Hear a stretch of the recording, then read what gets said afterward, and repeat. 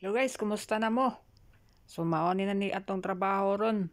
Naghimo ta o luto aning karamil.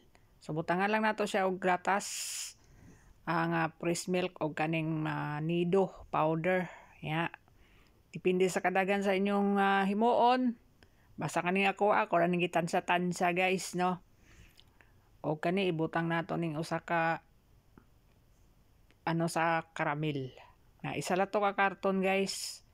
Na nya ato ra na siyang i-mix butang sa kalayo pagbukal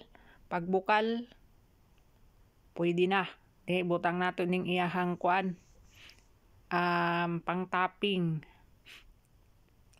kani tamis man ni. Hoy butang nato na then ibutangan nato tanan para diha nato ibutang tong ato ang kuan. So ibutang na nato na pagkahuman isulod nato sa ref. Pagkabugnaw pwede na siya kaunon. O simple ra kaayo na natay dessert. O ready na.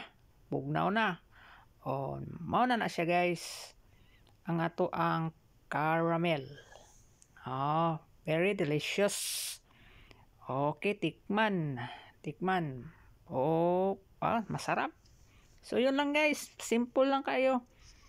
At saka kayang-kaya sa bulsa.